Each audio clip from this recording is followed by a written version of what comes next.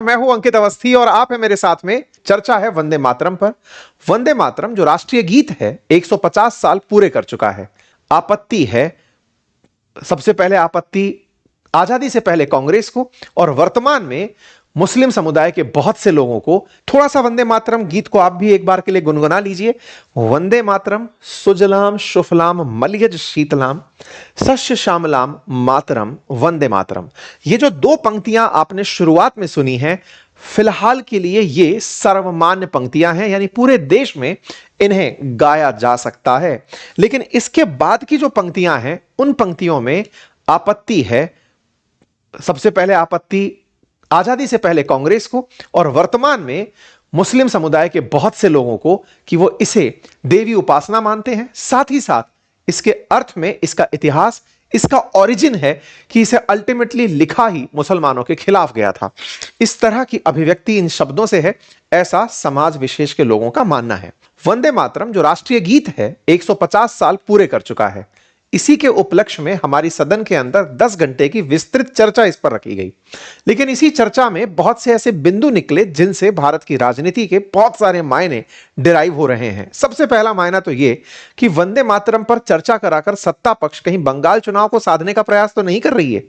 वहीं दूसरी तरफ जब चर्चा हो ही रही थी तब नेहरू जी को यह कहते हुए क्यों याद किया जा रहा था कि इन्होंने तुष्टीकरण की राजनीति की। तुष्टीकरण का साधारण भाषा में अर्थ है कि किसी एक गुट को खुश करने के लिए किसी के दबाव में आकर राजनीति करना। यहां पर गुट सीधे शब्दों में कही जाए तो मुसलमानों की बात हो रही है। मुसलमानों की बात इसलिए क्योंकि वर्ष 1937 में वंदे मातरम के कंप्लीट गीत में से कांग्रेस ने कुछ छंदों को यानी स्टैंजास को हटा दिया था। क्या राजनीति थी, क्या मजबूरी थी, आज के सेशन में जानेंगे। साथ ही यह जानेंगे कि वंदे मातरम को मुस्लिम समुदाय क्यों अपने खिलाफ मानता है। लेकिन राष्ट्रीय प्रेरणा के लिए राष्ट्रीय गीत का दर्जा प्राप्त कर चुका वंदे मातरम आखिर में इतिहास क्या रखता है, वर्तमान में प्रासंगिकता क्या है, राष्ट्रीय स्तर पर प्रसार कैसे है और अल्टीमेटली केंद्र सरकार इसे खुद से कैसे जोड़कर बीजेपी चुनाव बंगाल में फायदा लेना चाहती है। आइए आज के सेशन में विस्तार से इसकी चर्चा करेंगे। इतिहास से लेते हुए वर्तमान प्रासंगिकता, तमाम पक्ष विपक्ष, सत्ता पक्ष का मत, रीजनल पार्टीज का मत आज के सेशन में डिस्कस किया जाएगा। विंटर सेशन चल रहा है और विंटर सेशन में प्रॉपर 10 घंटे की चर्चा केवल वंदे मातरम पर रखे जाने से देश के अंदर बहुत से लोग इस बात पर भी प्रतिक्रिया दे रहे हैं कि सत्ता के लिए इंडिगो ने क्या किया चर्चा का विषय नहीं है। महंगाई कैसे बढ़ रही है, अनएम्प्लॉयमेंट किस स्तर पर है, ये तमाम चीजें चर्चा का विषय नहीं है। लेकिन हाँ, वंदे मातरम चर्चा का विषय। हर पहलू को आज के सेशन में डिस्कस किया जाएगा। विपक्ष की तरफ से प्रियंका गांधी जी का यह बयान कि आप नेहरू जी पर अगर चर्चा करना ही चाहते हैं, उनकी सारी कमियां निकालना चाहते हैं, एक बार में ढूंढ लाइए, 20 घंटे 40 घंटे 60 घंटे जितने घंटे चर्चा करनी है कर लीजिए। फाइनली मुद्दे पर तो आइए ताकि हम आपकी भी बात कर सकें, क्योंकि आपने भी सरकार अब तो नेहरू जी के बराबर चला ही ली है। कौन से हैं वो सांसद जिन्होंने साफ इनकार कर दिया कि हम नहीं गाएंगे वंदे मातरम। चलिए शुरू करते हैं। इन तमाम बिंदुओं के तहत आज के सेशन में चर्चा होगी। सबसे पहले बंगाल इलेक्शन की तिथि भी जानते चलिए। मई 2026 में संभव है बंगाल का विधानसभा चुनाव, जहां पर इस बार बीजेपी प्रमुख रूप दावेदार बनकर सत्ता के लिए उतरने वाली है, क्योंकि तृणमूल कांग्रेस वहां पर लंबे समय से सत्ता में है। लोकसभा और राज्यसभा के अंदर जिस तरह से वंदे मातरम की चर्चा शुरू हुई, उससे सबसे ज्यादा चिंता जिसे सताई वो तृणमूल कांग्रेस टीएमसीई है। सबसे पहले वंदे मातरम के 150 साल के उपलक्ष्य में जो स्पेशल डिस्कशन लोकसभा के अंदर रखा गया, वहां प्रधानमंत्री जी ने, अमित शाह जी ने, नड्डा साहब ने, सबने अपने अपने बयान दिए। थोड़ा सा वंदे मातरम गीत को आप भी एक बार के लिए गुनगुना लीजिए। वंदे मातरम सुजलाम सुफलाम मलयज शीतलाम सस्य श्यामलाम मातरम वंदे मातरम। ये जो दो पंक्तियां आपने शुरुआत में सुनी हैं, फिलहाल के लिए ये सर्वमान्य पंक्तियां हैं, यानी पूरे देश में इन्हें गाया जा सकता है। लेकिन इसके बाद की जो पंक्तियां हैं उन पंक्तियों में आपत्ति है। सबसे पहले आपत्ति आजादी से पहले कांग्रेस को और वर्तमान में मुस्लिम समुदाय के बहुत से लोगों को कि वो इसे देवी उपासना मानते हैं। साथ ही साथ इसके अर्थ में, इसका इतिहास, इसका ओरिजिन है कि इसे अल्टीमेटली लिखा ही मुसलमानों के खिलाफ गया था। इस तरह की अभिव्यक्ति इन शब्दों से है, ऐसा समाज विशेष के लोगों का मानना है। यही वंदे मातरम के लिए नवंबर 7 को जब 150 साल पूरे हुए, उसके उपलक्ष्य में भारत में 150 वर्ष का सेलिब्रेशन हुआ। वंदे मातरम के 150 वर्ष के सेलिब्रेशन में संस्कृति मंत्रालय की तरफ से विशेष डाक टिकट, विशेष सिक्का, कॉइन सब जारी किया गया और इसी के लिए अब पूरे साल भर के कार्यक्रम आयोजित कराए जाएंगे। इसी विषय पर प्रधानमंत्री के द्वारा बयान दिए गए। पार्लियामेंट में, जो कि विंटर सेशन चल रहा है, जैसा कि आप सभी जानते हैं कि हमारी सदन में 3 सेशन चलते हैं, जिन्हें आप बीएमडब्ल्यू के नाम से जानते हैं, बजट, मानसून और विंटर सेशन। उस विंटर सेशन की शुरुआत 1 से लेकर 19 दिसंबर के बीच में हुई। उनमें से एक दिन वंदे मातरम के 150 साल के डिस्कशन के लिए रखा गया और उसी डिस्कशन में प्रधानमंत्री मोदी का बयान आज के दिन वायरल रहा। जब कारण तलाशे गए कि क्या कारण था कि सदन में वंदे मातरम की चर्चा करना तय किया गया, तो 5 बड़े बिंदु बाहर निकल कर आए। पहला, कि इससे राष्ट्रीय भावना और एकता का संदेश प्रसारित होगा। निश्चित ही बंगाल चुनाव से राजनीतिक संकेत भी जाएगा। साथ ही साथ जो 1937 में वंदे मातरम के हिस्से को हटाने को लेकर बहस है, उसे वापस याद दिलाकर कांग्रेस को पहले ही बंगाल में जाने से पहले डरा दिया जाएगा। बंगाल विभाजन और स्वतंत्रता आंदोलन की याद दिलाकर एक राष्ट्रवाद की भावना को फिर से जगाया जा सकता है और विपक्ष के साथ टकराव को, चूंकि वर्तमान में विपक्ष एसआईआर के मुद्दे पर इंडिगो द्वारा जो हालत पैदा किए गए, उन हालात पर सरकार से सवाल पूछ सकती है, चुनाव में हुई धांधलियों को लेकर सवाल पूछ सकती है, जो लोकसभा के अंदर चर्चा के बड़े मुद्दे हो सकते थे, उनसे ध्यान हटाना भी मेजर मकसद हो सकता है। पर हमारे देश में चूंकि चुनाव एनी टाइम चलते रहते हैं, तो मुद्दों के साथ में चर्चाएं तो रहेंगी ही। और चूंकि विंटर सेशन 1 से लेकर 19 तारीख तक था, उसमें से 10 घंटे सदन के अंदर अगर किसी रिमार्केबल डे को, जिसने अंग्रेजों की चूल्हे हिला दी थी, जिससे वो इतने चिढ़ते थे कि गीत गवते ही वो पनिशमेंट लगाते थे, लोगों को जेल में डालते थे, तो निश्चित ही उसको याद करना बड़ी बात होगी। 1975 में शुरू हुआ गीत, जिसकी रचना हुई 50 साल जब थे उसके, तब भारत गुलाम था, 100 साल जब थे भारत इमरजेंसी में था, और जब उसके 150 साल थे देश 5वीं बड़ी अर्थव्यवस्था था। ये मैं नहीं, प्रधानमंत्री बोलते हैं। उनका कहना है कि इस पूरे 150 साल के इतिहास में वंदे मातरम ने देश के बहुत से रूप देखे हैं और आने वाले समय में जब ये 200 साल पूरे करने की तरफ बढ़ेगा, तब भारत एक विकसित राष्ट्र के रूप में होगा। कुल मिलाकर के जब आप हिस्टोरिकल सिग्निफिकेंस में होते हैं, चीजों को इतिहास की दृष्टि से दोहरा रहे होते हैं, इतिहास आपकी आंखों से गुजर रहा होता है, तो आपके अंदर एक प्रेरणा का कारण बनता है। किसी बहुत बड़े बुद्धिजीवी ने कहा है कि इतिहास हमारे लिए यह दर्शाता है कि हम आ कहां से रहे हैं, हमें यह प्रेरणा देता है कि हमारी दिशा और दशा क्या होगी। वो इतिहास ही है जो हमें गलत करने से रोकता है। फिलहाल के लिए विंटर सेशन के अंदर वंदे मातरम पर 8 दिसंबर के दिन बहस होती है। 10 घंटे की इस बहस में या चर्चा में, जब चर्चा शुरू होती है तो प्रधानमंत्री का संबोधन होता है और वो संबोधन के कुछ अंश हमने अपने ट्विटर हैंडल पर भी साझा किए हैं, आपने भी बहुत जगह देख लिए होंगे। बातें जो उन्होंने कही वो मैंने आपको बोलकर सुना दी हैं। विपक्ष की तरफ से भी अपनी अपनी प्रतिक्रियाएं आई, सबने अपनी अपनी तरफ से जो बोलना था वो कहा। प्रियंका गांधी जी ने कहा कि आप इस विषय पर चर्चा करें, इससे कोई दिक्कत नहीं है, लेकिन इसकी चर्चा का समय, दशा जो है वो हमारे लिए महत्व रखती है। इन्होंने अपनी तरफ से कहा कि सभी देशवासियों के दिलों में वंदे मातरम बसा हुआ है, ये पवित्र है और हमेशा के लिए पवित्र रहेगा। इसके स्टैंजा को लेकर के रविंद्रनाथ टैगोर जी से पूछा गया था कि क्या इसमें से कुछ हटाया जा सकता है। उन्होंने जो कहा वो कांग्रेस ने किया, इन्होंने रविंद्रनाथ टैगोर जी पर कुल मिलाकर इस बात को डाल दिया। खैर, इसी तरह से लोगों ने नरेंद्र दामोदर दास जी से भी सवाल पूछ के लिया कि आपने बंकिम दा किस आधार पर कहा। टीएमसी ने इसी को मुद्दा बना लिया और कहा कि आप बंकिम दा कहते हैं। इसको कांग्रेस मतलब टीएमसी के द्वारा उठाकर पूछा गया किस हैसियत से आप उन्हें अपने बराबर मानते हैं। वो इस बात पर विरोध करने उतर आए और उन्होंने सोशल मीडिया पर बकायदा पूरा प्रोटेस्ट उतार दिया कि साहब ऐसे कैसे कह सकते हो, दा का मतलब बराबर की तरह व्यक्ति होता है। एक सांसद काफी ज्यादा चर्चा में रहे, जिन्होंने अपनी तरफ से बयान में कहा कि मुसलमान उसके सम्मान में खड़ा हो सकता है लेकिन गा नहीं सकता, क्योंकि वो हमें बुत परस्ती की, हमें ईश्वर की वंदन की तरफ प्रेषित करता है, हम वैसा नहीं कर सकते। अपने अपनी तरफ से दिए बयानों में लोगों की अपनी प्रतिक्रियाएं हैं। असल मायने में जानना और जताना भी सरकार यही चाहती है कि वंदे मातरम से किसको क्या ऐतराज है, इसकी ऐतिहासिक प्रासंगिकता में भारत का विभाजन अल्टीमेटली इस गीत से कैसे प्रेषित हुआ, ये आज के यूथ को पता तो चले। खैर, फिलहाल के लिए कुछ लोगों की प्रतिक्रियाएं इस पर भी हैं कि भैया खुली सांस तो ले लो, गा लेंगे वंदे मातरम। कुछ का कहना है टैक्स पे बात कर लो, गा लेंगे। इंडिगो को सही से चला दो, गा लेंगे। खैर, सबके अपने अपनी प्रतिक्रियाएं हैं, मैंने आपके सामने सब रखा।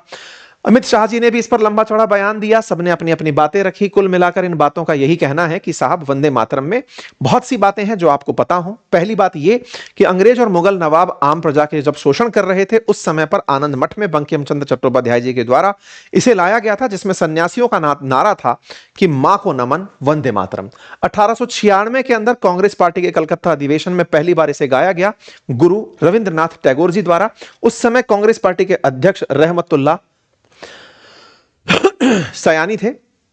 अंग्रेजों ने इसके ऊपर बैन लगाया। बाकी जो बातें यहां पर लिखी पढ़ी गई हैं वो मैंने आपको बोलकर सुना दी हैं। कुल मिलाकर के वंदे मातरम की प्रासंगिकता आपको पता चली। इस बहस के चलते ही ये भी वंदे मातरम पर हुई चर्चा का पूरे देश को महत्व समझाती है। सबसे पहले शुरुआत वंदे मातरम गीत के इतिहास से करें तो वंदे मातरम की रचना 1870 के दशक में, 1870 में, दशक 70 है तो 1875 में, तभी जाकर आप 2025 में इसका 150वां साल मना रहे हैं, ब्रिटिश इंडिया में डिप्टी मजिस्ट्रेट रहे बंकिम चंद्र चट्टोपाध्याय द्वारा किया गया था, जो कि ब्रिटिश शासन की दमनकारी नीतियों से आहत थे। और उस समय पर अंग्रेजों द्वारा ब्रिटिश रानी के लिए एक गीत गवाया जाता था, उसके विरोध में उन्होंने इस गीत की रचना की थी।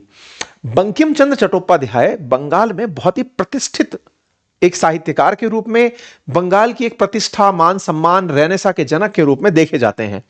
आज जब संसद की डिबेट की बाहर चर्चा निकल कर आई तब पता चला कि प्रधानमंत्री मोदी जी ने बंकिम चंद्र चट्टोपाध्याय जी को बंकिम दा बोल दिया।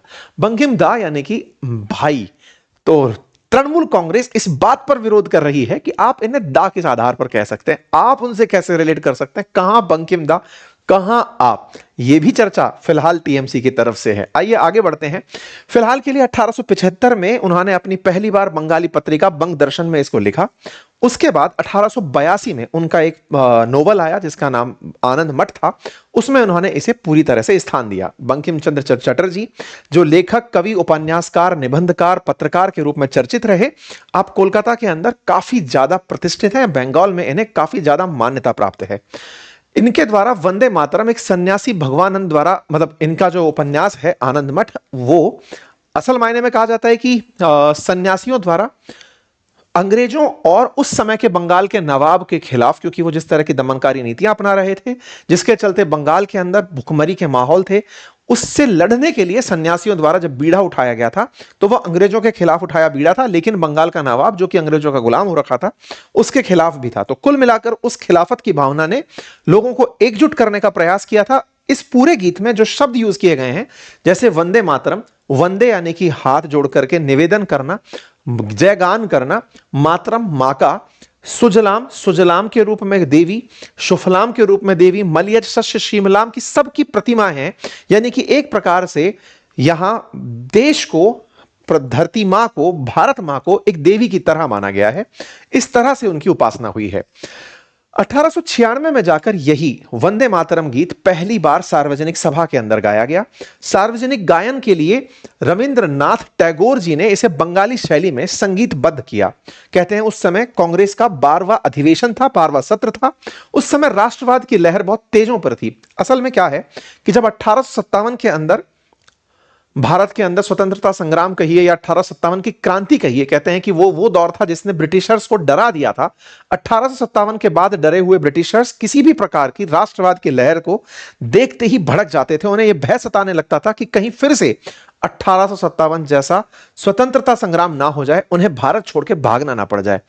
इसी वजह से 1896 में जब इस गीत को लयबद्ध तरीके से गाना जाना शुरू हुआ तो अंग्रेजों को इससे बहुत डर सताने लगा। कहते हैं कि 1882 में उपन्यास का जब प्रकाशन हुआ और इसके कुछ अंश बाहर निकल कर आए तो इसकी चेतना धीरे धीरे फैलने लगी, लोग इसे गीत के रूप में गाने लगे। 1896 में कांग्रेस, जो कि उस समय भारत के राष्ट्रीय आंदोलन का नेतृत्व कर रही थी, उसके अधिवेशन में इसको 1896 के अंदर गाया गया। 1896 में जब इसे गाना शुरू हुआ और 1905 में जब अंग्रेजों ने बंगाल का विभाजन पूर्वी बंगाल और पश्चिमी बंगाल में कर दिया, तब स्वदेशी आंदोलन शुरू हुआ। स्वदेशी आंदोलन में बंगाल को एक करने के लिए रविंद्रनाथ टैगोर जी के द्वारा बंगाल की सड़कों पर चलते हुए वंदे मातरम गीत का गायन करते हुए लोगों को एकजुट किया गया। एकजुट करने में वंदे मातरम ने इस तरह की लहर जगाई कि अंग्रेजों को लगने लगा कि जहां वंदे मातरम गाया जा रहा है वहां अंग्रेजों के खिलाफ प्रदर्शन हो रहा है। इसीलिए उन्होंने इस गीत पर प्रतिबंध लगा दिया। एक बार का किस्सा है कि 1905 में एक स्कूल के 200 छात्रों पर 5-5 रुपए प्रति छात्र के हिसाब से जुर्माना लगाया गया था, क्योंकि वो लोग वंदे मातरम गीत गा रहे थे। बहुत से लोगों को गीत गाने पर जेल में डाला गया, क्योंकि अंग्रेजों को हर बार इस गीत से अपने खिलाफ बगावत की बू आती थी, क्योंकि यह रचना ही अंग्रेजों के खिलाफ की गई थी। लेकिन चूंकि बंगाल का नवाब मुसलमान था और उसके चलते सन्यासियों द्वारा भी इसके अंदर अंतरे जोड़े गए थे, इसके चलते इस गीत से मुस्लिम समुदाय को अंग्रेजों ने मोटिवेट करना शुरू किया कि यह गीत हमारे ही खिलाफ नहीं है, तुम्हारे खिलाफ भी है। जैसा कि आप जानते हैं कि 1905 में जब बंगाल विभाजन हुआ और बंगाल विभाजन के समय दुर्जन नामक व्यक्ति, जिसे लॉर्ड कर्जन कहते हैं, का नाम तो कर्जन था लेकिन दुर्जन रूप से उसे संबोधित करते हैं, जिसने बंगाल का विभाजन करवाया था, उसे यह बहुत बुरा लग रहा था कि कांग्रेस बंगाल विभाजन के खिलाफ पूरी तरह से लयबद्ध होकर के विरोध कर रही है। उसने इस आंदोलन को पछाड़ने के लिए, स्वदेशी आंदोलन को पछाड़ने के लिए 1906 में मुस्लिम लीग का गठन करवाया। मुस्लिम लीग, जो कि आगा खां के नेतृत्व में ढाका के अंदर निर्मित की गई थी, वो कांग्रेस द्वारा चलाए जा रहे स्वदेशी आंदोलन की हवा निकालना चाहती थी। स्वदेशी आंदोलन के समय ही कांग्रेस के अंदर दो धड़े बन गए थे, एक नरम दल और एक गरम दल। गरम दल चाहता था कि स्वदेशी आंदोलन को पूरे देश में फैलाया जाए, बंगाल विभाजन के लिए, बंगाल विभाजन के खिलाफ, अंग्रेजों के खिलाफ पूरे देश को एकजुट किया जाए। वहीं कांग्रेस का नरम दल का जो धड़ा था वो चाहता था कि नहीं, ये क्षेत्रीय मसला है और ये यहीं रहे। इसी के चलते 1907 में कांग्रेस का विभाजन हो गया था। 1907 में कांग्रेस का विभाजन हुआ, अंग्रेजों को बड़ी राहत मिली। 1906 में हिंदुओं के खिलाफ मुसलमानों को भड़काते हुए मुस्लिम लीग की अंग्रेज स्थापना करा चुके थे। यही मुस्लिम लीग वंदे मातरम से अपने अंदर नफरत पैदा कर रही थी। वहीं गरम दल के जो नेता थे वो 1907 में कांग्रेस से अलग होकर वंदे मातरम से राष्ट्रीय चेतना फैला रहे थे। राष्ट्रीय चेतना से डरे अंग्रेजों को 1911 आते आते बंगाल का विभाजन रद्द करना पड़ा था। इसका मतलब वंदे मातरम से पैदा हुआ जो स्वदेशी आंदोलन का रुख था, उसने अंग्रेजों को फैसला पलटने के लिए तो विवश किया, लेकिन वहीं से अंग्रेजों ने देश के विभाजन के लिए एक सोच विकसित कर ली थी। और यही सोच आगे चलते हुए मुस्लिम लीग के लिए एक फ्यूल का काम करती गई। वहीं चूंकि बंगाल विभाजन रद्द कर चुके बंगालियों में यह फीलिंग ऑफ अचीवमेंट था, तो वो जब भी अंग्रेजों के खिलाफ इसे गाते, अंग्रेज तत्काल प्रभाव से मुसलमानों को भड़काते कि देखो बेटा, हमने तो विभाजन रद्द कर दिया, अब तो ये तुम्हारे लिए गाते हैं।